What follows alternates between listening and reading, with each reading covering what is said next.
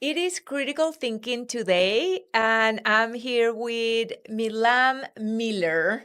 Hi, Milam. How are you? Thank you so much for coming. I'm happy to be here, Ivonne. Yeah, thank you for having me. Of course, we have been doing a lot of things together that we're going to talk about a little bit. But as you know, I don't like to do this long, boring introduction, but your career is so exciting that I wouldn't make justice. So we're going to be talking about it and kind of uncovering all the layers of everything that you're doing. But I can start by saying that Milam is known as the real life Ted Lasso. That's one thing that we're going to talk about, but also you have such a broad experience with multiple brands, like very iconic brands that we're going to talk about. I'm not going to unveil it yet.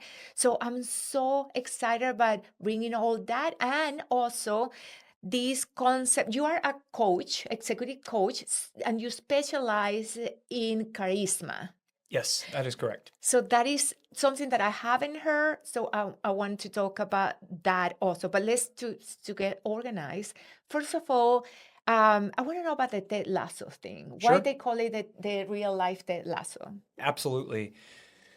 So, Yvonne, if we go back in my journey to childhood, I grew up here in Texas and I knew one religion, and that was football.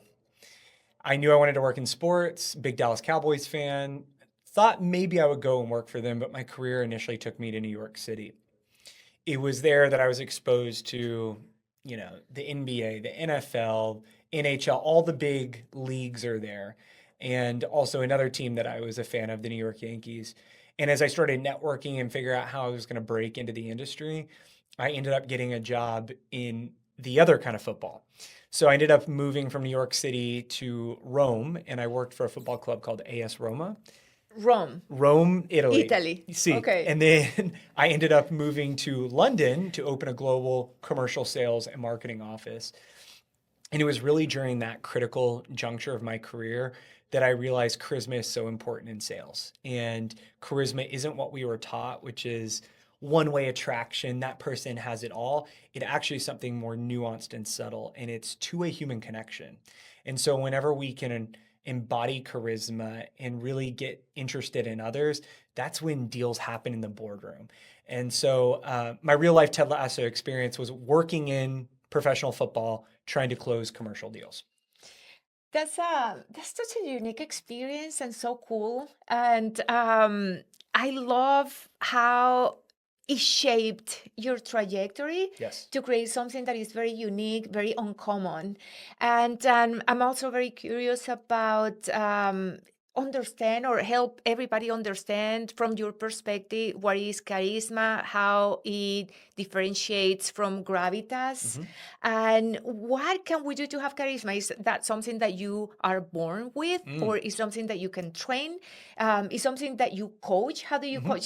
So tell me a lot about that. Yeah, let's start with debunking myths. Okay. So, myth number one is that charisma is an inborn or innate personality trait. Wrong. Charisma is actually a skill that you can develop like any skill, and that requires self awareness, it requires practice, and of course, it requires refinement. We got to constantly fine tune and iterate.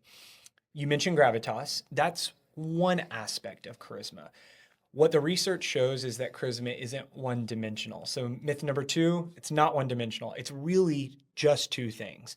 One, how competent are you in areas that bring you confidence, and how do Mhm. you build up that competency? In other words, it's a very masculine energy, a lot of doing, a lot of practice and refinement, practice to progress is what I say instead of perfection. But also, we can't miss the other element, which is warmth or kindness.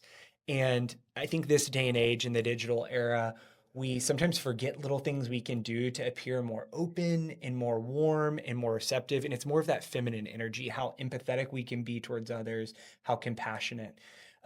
Gravitas we think of as like this presence. You'll get that from confidence, right? Mhm. That's where you can really step into gravitas.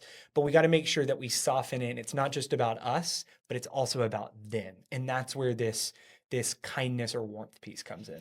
It seems very complex at a, I would say, neurological level Sure. because you say several things that are very important is when your expertise gives you confidence and your confidence gives you the gravitas.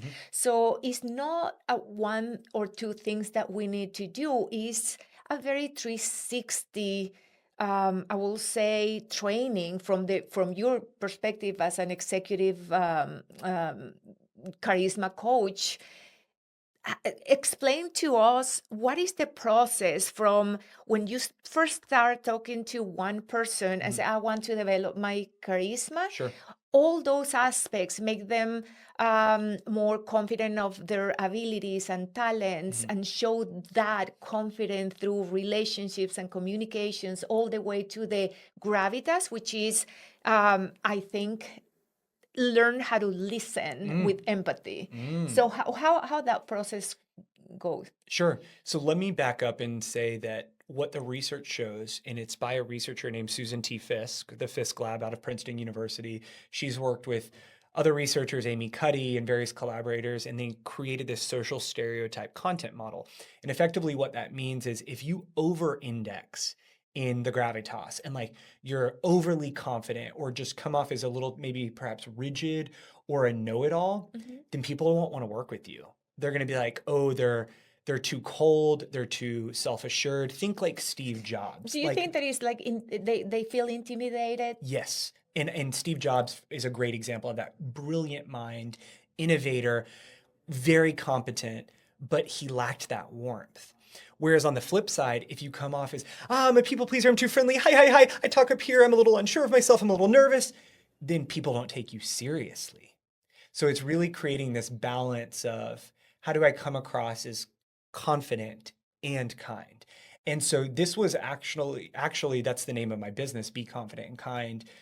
When I initially launched the business, I didn't necessarily set out to become a charisma coach. It evolved that way as I started working with leaders, and I noticed, are they coming across too sharp, too self-assured, or are they coming across as too insecure and quite frankly, unkind to themselves, and therefore they're not taken seriously.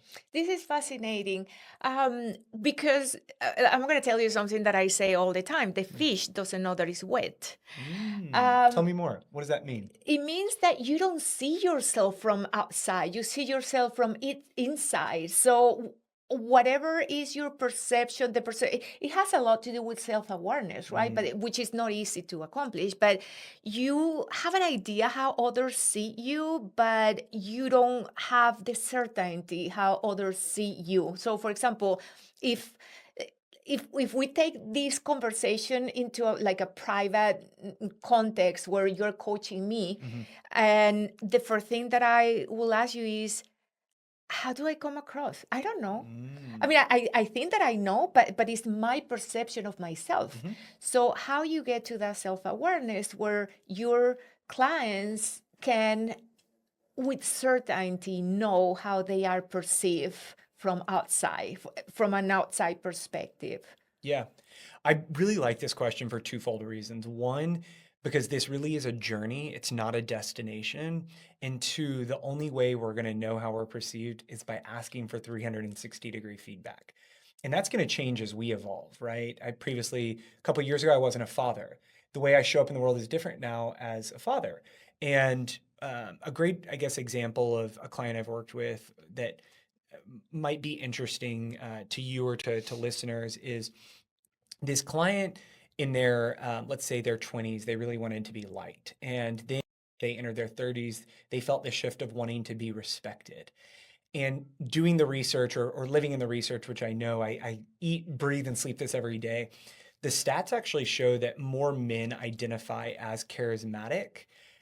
Women do not. And in fact, men also identify as more confident in their careers up until the age of 40. And this is where the data starts to cross, where women start to become more self-assured, more confident. And so needless to say, going back to my client case study, he wanted to be liked, then realized he wanted to be respected. I asked him, where do you think respect comes from? Does it come from being confident or does it come from being kind? And in getting feedback from the team he managed, he was a sales leader, he realized, oh, it actually is a blend of both. And I've actually been too kind because I wanted to be liked so badly. I need to be more of a leader who takes charge, takes initiative. We hear that in corporate speak, take charge, initiative. Those are other words veiled for gravitas. It's less being feared for what the response might elicit, or they won't like me, I'll fall out of favor. It's actually about taking charge and initiative will make me more respected. That is fascinating. Fascinating. I could be talking to you for the whole day. But now I have a question. Like and this is maybe the right moment to say what we're doing. We are partnering and also with Kelly Pockeys-Burke and Nicole. Yes. Ramirez, that she said that she's a really bad Ramirez because she doesn't speak Spanish, but and Nicole Ramirez, who is also amazing talents, both of them were developing a platform called Brand Me to help executives and companies to help their executives to develop their personal brands that also add value and equity to the brands of the company they work for. So this is a great segue into what I wanted to ask you, because on my portion of that, we're actually having a in-person workshop on April 16. Everybody is invited in Dallas, Texas. My portion is about helping them to create authentic brands. Yes. Your portion, or one of your portions, or one of our portions. So one of your portion is about developing charisma. Now, here's the thing. If you identify that one of your clients needs to change some things about the way they communicate, the way they present themselves in order to develop that charisma, how can you do that? Change your delivery, change the words that you use, share how you show yourself to the world, and without losing their authenticity. I love that. I thought that's where you were headed, authenticity. So I always say there's 3 factors to building a more charismatic brand, or specifically in my work with leaders, senior leaders, sales professionals in particular is the vast majority of my clientele, as well as executives. You need to embody the ABCs. You just touched on one. A is authenticity. B stands for boldness, that gravitas, that taking charge. And C is curiosity. You referenced this earlier. Active listening isn't just with empathy, but it's really with curiosity. Those are the best leaders. I offer these ABCs to listeners because how do you do that in practice and principle? We really can filter it down to 2 things. We can filter it to verbal language, the tone, the pacing, the delivery, but also the nonverbals. How am I using my hands? Am I greeting people on a Zoom call to showcase approachability, credibility, that I'm not hiding anything or going to pull a fast one on them? Am I steepling my hands to showcase that I'm confident and I know what I'm talking about? It's these things that are subtle changes, but in doing it, you build your proficiency, you showcase power, presence, warmth, gravitas, but also you have to be really kind to yourself on your developmental journey and those with whom you work with. And this is where you can't fear backlash for taking a bold action, making a bold statement. You really have to be curious about who you're becoming and who you're serving. You know, again, I love this conversation because I'm imagining also while I'm listening to you, how do I do it? I never had thought about, I'm going to come across more this or that. But one thing that I have noticed it is when I'm preparing for a keynote, for example, when I make me feel good about myself, about my knowledge, my talents, what I'm going to say, and automatically, talking about how you put your hands, automatically from within, all those tools, or if Yes. you call it, come like naturally. If I feel confident about what I'm saying, I will do this. If I feel like that I'm very happy to talk to that group of people, I will show my hands. So all that comes naturally. So in your training, and this is the question, in your training, do you train the people to mentally prepare to show up in the world like that? Or you actually tell them, if you're talking about this, remember to put your hands like that, or, that kind of thing. Yeah, I'm so glad you're asking this question because I don't want charisma to feel formulaic or rigid or structured. It has to feel intuitive to you in order to remain in alignment and authentic. You, Ivonne, let me champion you and really celebrate you here. Charisma is something that comes more naturally to you. That doesn't mean it's necessarily an inborn trait, but it's intuitive to your personality, and you have this warmth about you. In fact, I would use like a metaphor. You're like a firecracker, like a burst of energy that people are drawn to, but also not intimidated by, right? It's I want to be around that energy. At least that's how I feel. Well, I really appreciate that Yes. because the fish doesn't know that it's wet. Yeah, So yeah, this is yeah, the yeah. first time I see myself from an external perspective. That's right. Good callback. You're both competent or confident and kind or warm, and people want to be around. What I often tell my clients is the data shows people want to be around people who are optimistic. It's very different than positivity, toxic positivity, everything's fine. Optimism's a choice, and that's what Ted Lasso embodies so well. I want to use an example from the show Ted Lasso that I think is really pertinent and relevant to who you are as a human and how you might be able to use it like before a keynote, as you mentioned. For those who have seen the show, Rebecca Welton is the team owner of Ted Lasso. Excuse me, she's the team owner of AFC Richmond. Important clarification. And she becomes the owner of the club because her ex-husband, they get a divorce, he cheated on her. She's trying to do everything to sabotage the club and hires Ted Lasso, who was an American football coach, not a soccer coach. I say all of that because as the show evolves and she too evolves as a leader, she deploys a tactic called the big gorilla technique.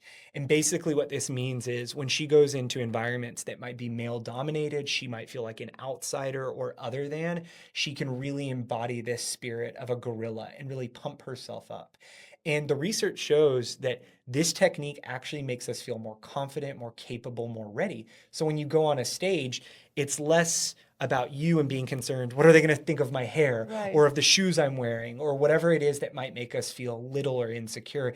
And it makes us play bigger and really step into our power to be in service to those in the audience. So I love the big gorilla technique. And what you're talking about is really what you do, it sounds like subconsciously before you give a keynote.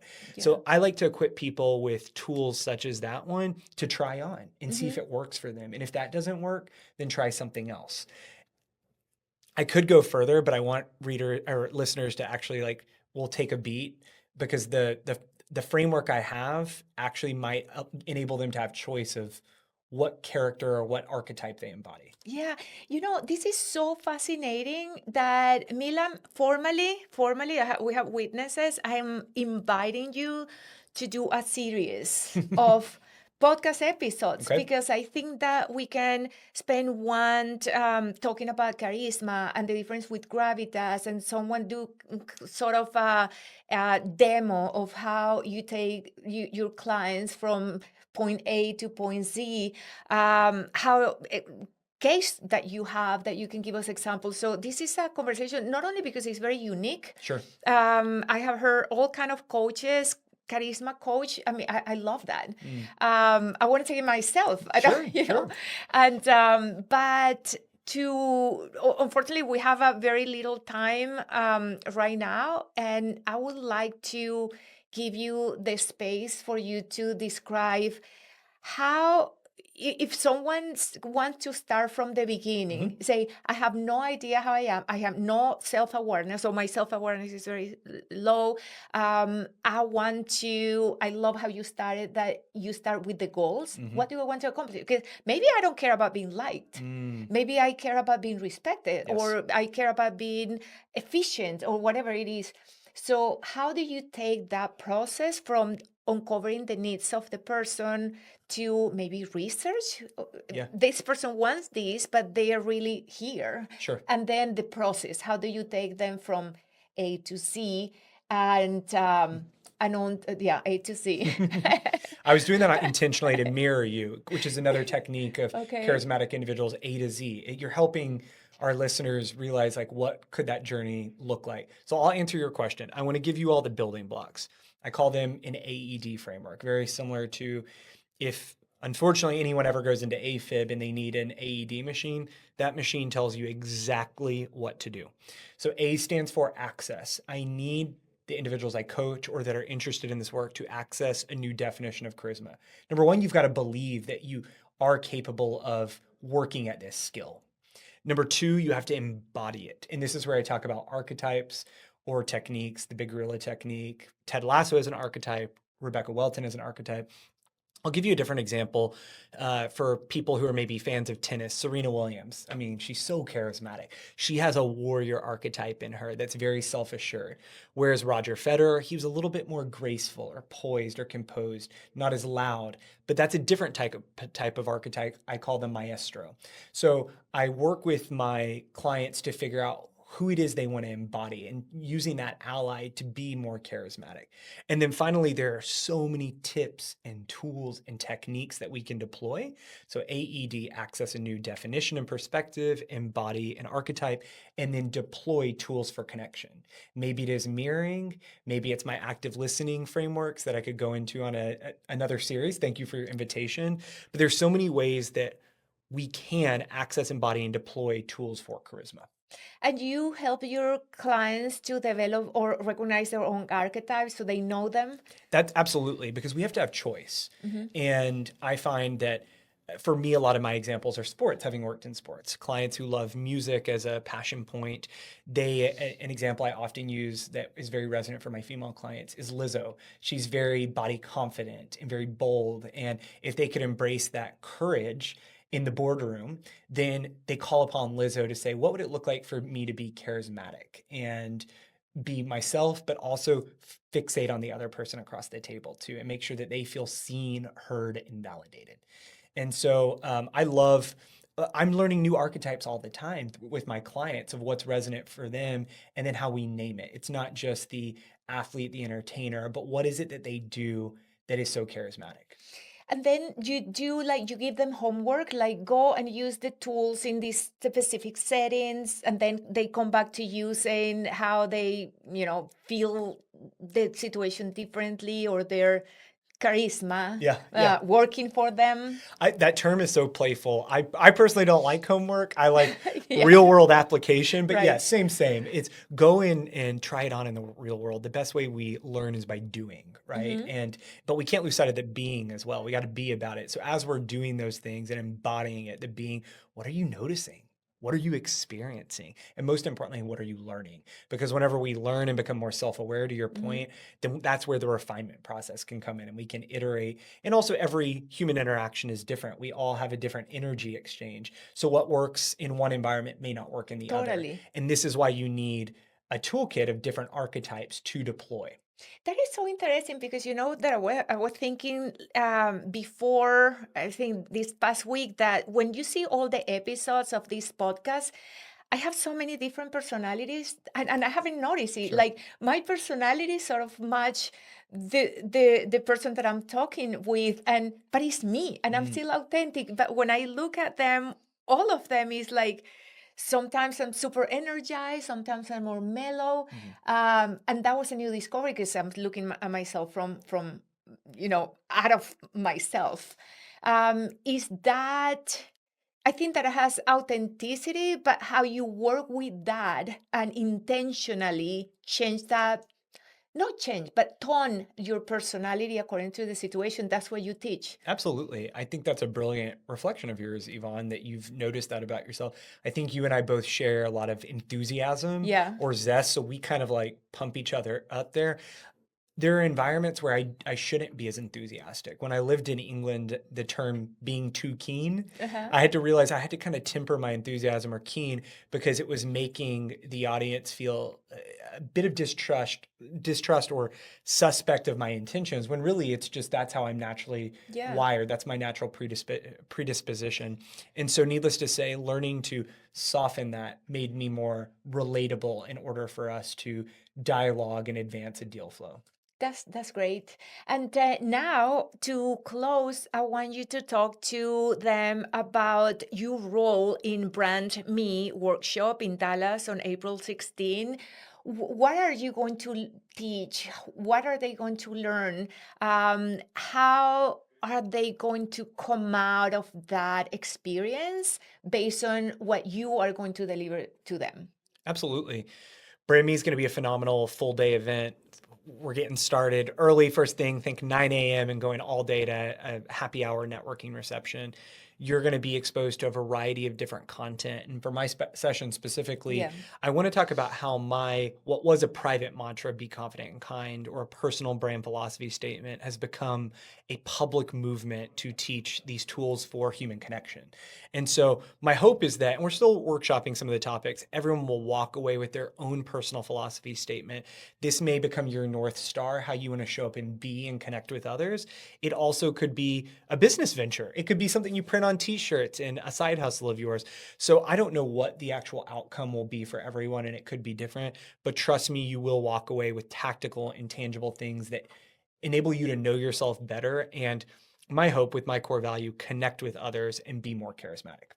That's exciting. I will be thrilled to participate as an audience in a conference like this. So I'm glad that I'm working on this with you. Me Super too. excited. I'm Thank you super so honored, much. Ivonne. Yeah, me too. Thank you so much for taking this adventure with me and with our partners, Kelly and Nicole. And I think that this is just the beginning. We're going to go across multiple markets after this one, but this one is definitely going to be one of a kind. I don't think that I have seen anything like that. Nobody's doing anything like that quite the way we're doing it.